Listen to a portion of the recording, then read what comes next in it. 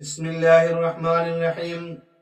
سامعین و ناظرین مکرم، پھوڑے پھنسیوں کا مختلف طرح کا ہم علاج کراتے ہیں اور مختلف قسم کی کریمیں، مختلف قسم کے میڈیسن استعمال کرتے ہیں، لیکن آج ان پھوڑے پھنسیوں کا ایک عجیب علاج آپ کی خدمت میں پیش کرنے لگا ہوں۔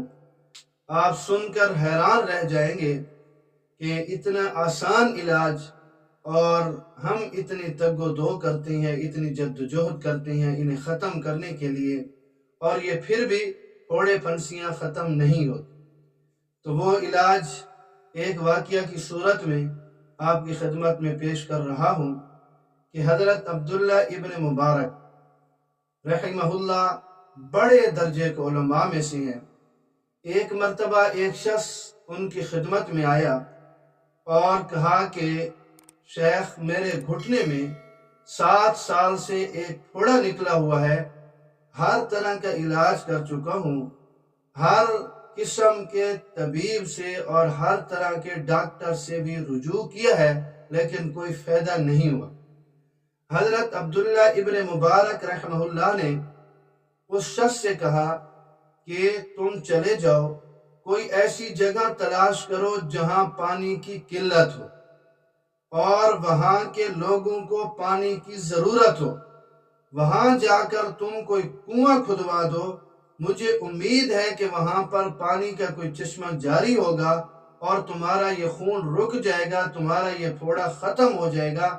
چنانچہ اس شخص نے حضرت عبداللہ ابن مبارک رحمہ اللہ کی بات پر عمل کیا اور اس نے جگہ تلاش کی، وہاں پہ کنواں کھدوایا اور پانی کا چشمہ جاری ہوا۔ تو اس عمل کرنے کی وجہ سے وہ آدمی بالکل ٹھیک ہو گیا۔ تو یہ ایک علاج ہے کہ جب جہاں کے لوگوں کو پانی کی ضرورت ہو، ان کی پانی کی ضرورت پورا کر دینے کی صورت میں اللہ رب العزت اس کی تکلیف کو، اس کے درد کو ختم فرما دیں گے۔ لوگوں کی ضرورت پوری ہوگی، اللہ رب العزت اس کی ضرورت کو پورا فرمائیں گے۔ اسی طرح کا ایک واقعہ علامہ منذری رحمۃ اللہ علیہ نے امام بیہقی کے حوالے سے بھی نقل کیا۔ علامہ منذری رحمۃ اللہ علیہ فرماتی ہیں کہ اس طرح کے ایک واقعہ شیخ ابو عبداللہ حاکم کا بھی ہے کہ ان کے چہرے پر پھنسیاں نکل آئی تھی اور بہت انہوں نے علاج کیے مگر وہ ختم نہیں ہوئے، تقریباً سال بھر وہ اسی تکلیف میں مبتلا رہے۔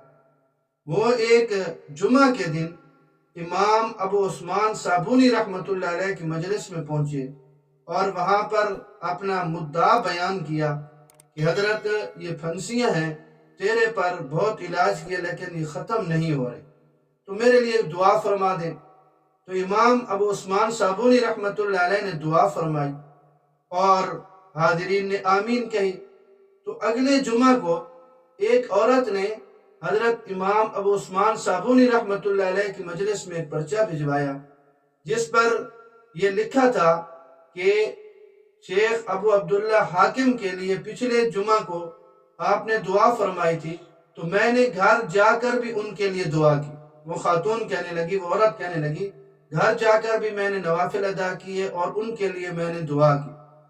تو جیسے ہی میں رات کو سوئی، جناب نبی کریم صلی اللہ علیہ وسلم کی خواب میں زیارت ہوئی اور آپ صلی اللہ علیہ وسلم فرما رہے تھے کہ ابو عبداللہ سے کہو وہ مسلمانوں کے لیے وسعت کے ساتھ پانی پہنچانے کا انتظام کرے۔